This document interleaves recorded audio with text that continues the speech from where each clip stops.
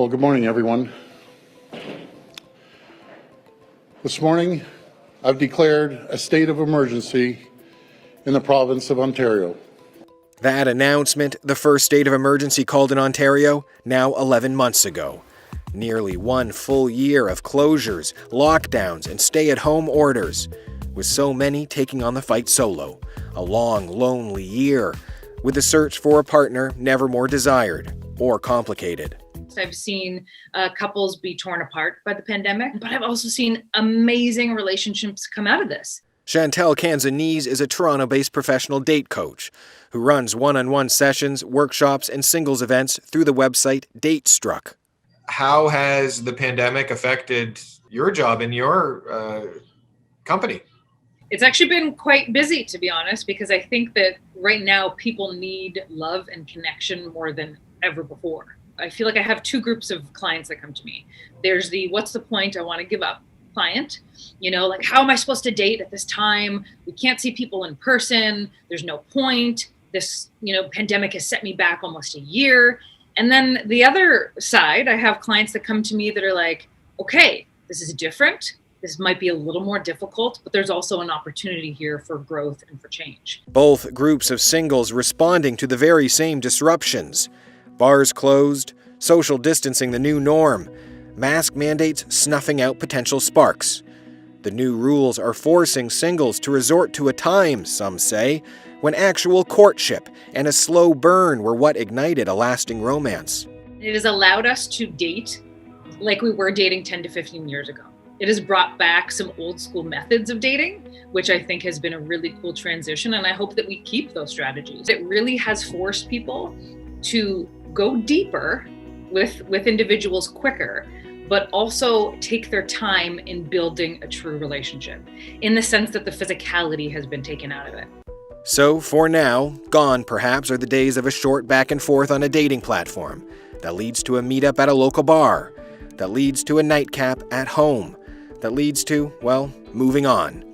These days, getting some action requires some work and trust.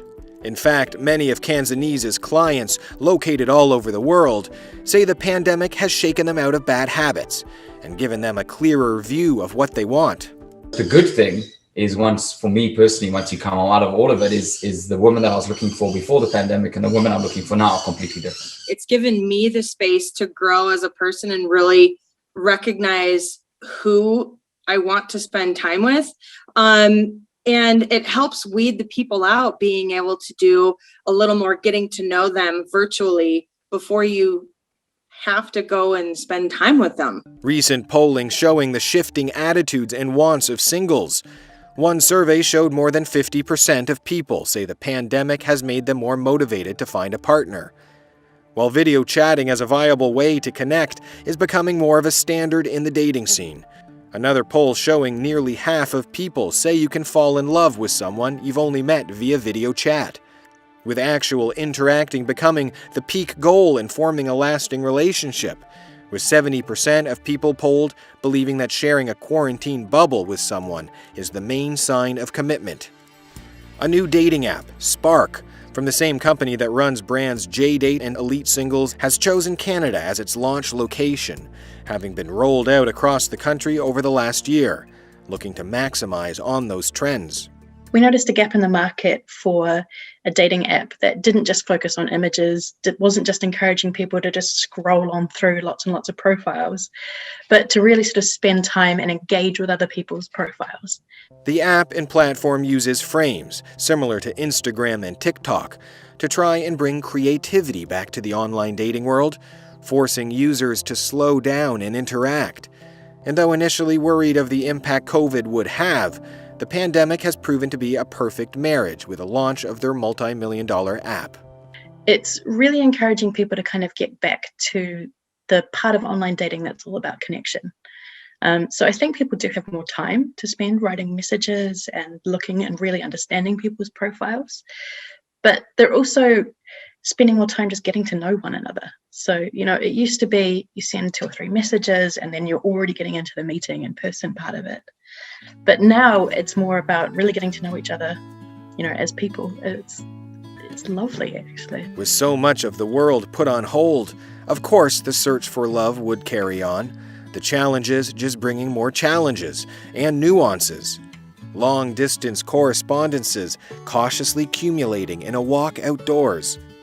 The pandemic, it seems, has turned the dating game into a Jane Austen novel. We get so used to relying on physical connection that removing that really allows us to pay attention to the other things. Building that anticipation, I think, has been exciting for a lot of my clients, to be honest. If you've gone on 4 dates and you've really connected with someone, chemistry-wise, conversation-wise, it seems like, what you want for your future is an alignment, and you haven't had that kiss, well, how badly are you going to want that kiss? And for many of those looking for love, the pandemic perhaps a silver lining. The self-isolation forcing many to focus on themselves, now having a better idea of who exactly they're looking for. I've seen the pandemic and been thankful for it because it's given me that opportunity to get off the hamster wheel and not repeat my same patterns. Now is a good time to really dig into a person and find out what they're all about and what they're looking for. Peter Meyer for Inside the Story. Hi, I'm Jamie Sturgeon. Thanks for watching. If you enjoyed that story, hit the like button and smash that subscribe button. You can also watch us every night at 7 p.m. on the CHCH network.